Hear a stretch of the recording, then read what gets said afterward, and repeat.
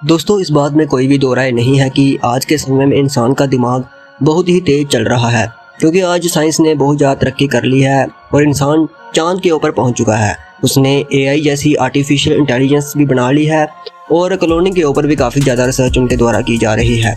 और आज का इंसान, जो वैज्ञानिक हैं, वो डीएनए को पढ़ सकते हैं, वो जो मेडिकल अफसर हैं वो हमारे शरीर को, उसके अंगों के बारे में अच्छे से जानकारी रखते हैं और कई भयानक बीमारियों का इलाज भी आज ढूंढा जा चुका है। लेकिन ये सब देखकर इंसान को कई बार लगने लगता है कि शायद अब वही सब कुछ करने वाला है, यानी कि ये धरती उसी के कंट्रोल में है और उसी के हाथों में है कि उसे क्या क्या करना है। और यही वह वजह है जहाँ पर साइंटिस्ट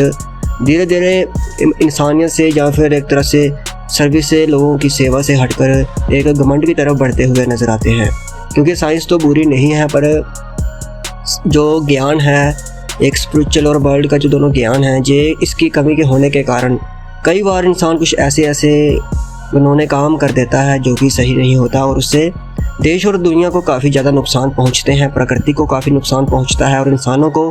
काफ़ी ज़्यादा नुकसान झेलना पड़ता है। चाहे डॉक्टर हो, चाहे वैज्ञानिक हो, चाहे रिसर्चर हो, इन सबको परमेश्वर ने बुद्धि दी हुई है और इन सबको परमेश्वर ने छूट भी दी हुई है, आज़ादी भी दी हुई है। इसलिए जो भी इंसान इसका सही से इस्तेमाल करता है वह इसको लोगों की भलाई के लिए इस्तेमाल करेगा। लेकिन जो इंसान इसका सही से इस्तेमाल नहीं करता वह ऐसी अजीब और दुनिया में तहलका मचाने वाली, दुनिया में बड़े बड़े घटनाओं को पैदा करने वाली, कुदरत में आपदाओं को लाने वाली वह कार्यों को करता है जो कि इंसानियत के लिए बिल्कुल भी सही नहीं है। और दोस्तों, प्रभु यीशु मसीह जो कि हमारे परमेश्वर हैं, इस फिल्म में जिसका नाम द डेविल्स कॉन्स्पिरेसी है, इसमें ऐसे दिखाना कि क्या, जैसे कि प्रभु यीशु मसीह के जो कपड़ा जो बताया जाता है, कफन का कपड़ा है, द श्राउड ऑफ टूरिन, उसके द्वारा कुछ साइंटिस्ट प्रभु यीशु मसीह को फिर से पैदा करने की या फिर उनको फिर से धरती पर लाने की कोशिश में लगे होते हैं। और जो फिल्म है, इसकी कहानी थोड़ी डरावने विचारों को दिखाती है। लेकिन इंसान कैसे ये सोच सकता है कि वह प्रभु यीशु मसीह को, शरीर को बना सकता है? मतलब कि कैसे उसके मन में ये विचार आ सकता है कि चाहे वह फिल्म के ज़रिए ही क्यों ना बता रहा हो। क्योंकि अगर प्रभु यीशु मसीह को लैब में इंसान को दोबारा तैयार करने की कोशिश कर रहा है तो ये 100% संभव है कि वह जहाँ तो हिला हुआ है, जहाँ तो उसकी मानसिकता कुछ अलग ही करने पर तुली हुई है, और जहाँ फिर वह कुछ ऐसा दिखाना चाहता है जिससे वह अपने आप को महान बनाने की सोच रहा हो।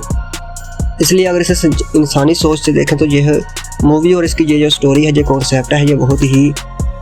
मतलब कि एक तरह से आउट ऑफ लाइन है। और ये एक तरह से मूवीज़ वाले पता नहीं क्या सोचकर ऐसा दिखा रहे हैं और क्या सोचकर इसके ऊपर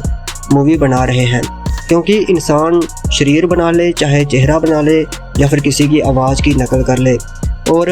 एआई से चाहे किसी की भी तस्वीर या वीडियो बना ले, लेकिन इंसान उस एकमात्र सच्चे परमेश्वर को, जिसने हमारे लिए अपने आप को क्रूस के ऊपर कुर्बान किया और तीसरे दिन मुर्दों में से जीवित होकर वह स्वर्ग में उठाया गया, और आज भी उसका आत्मा हमारे साथ रहता है, हमें गाइड करता है। और वो जो जीवित परमेश्वर है,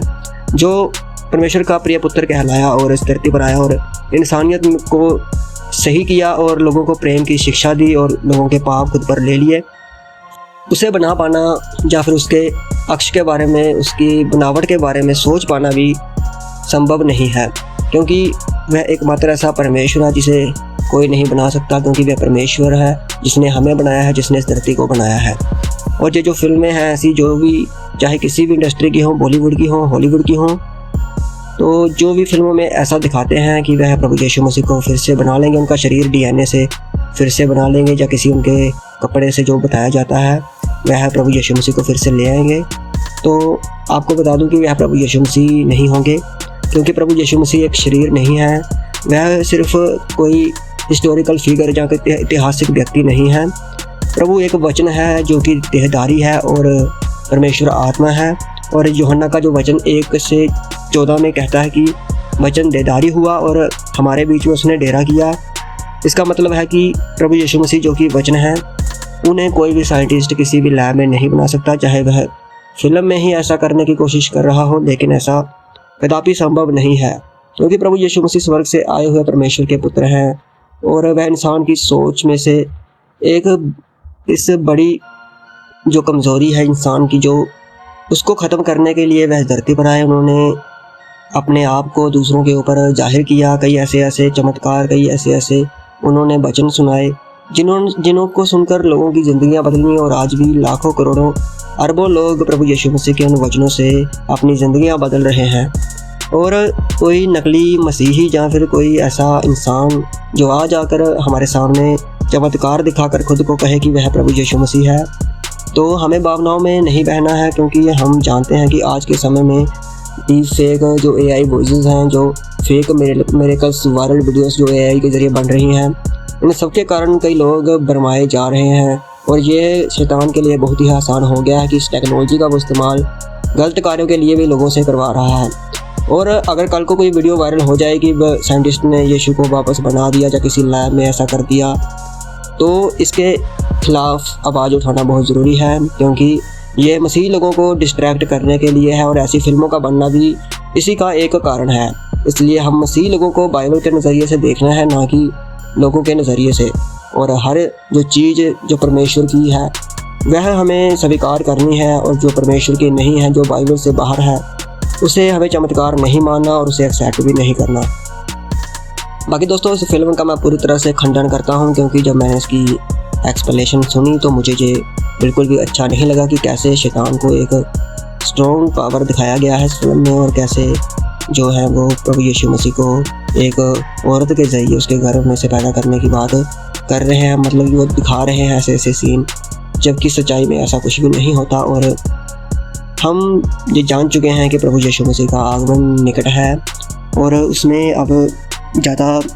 देरी से या फिर उसको उड़ीकते रहना, उसकी उड़ीक करना,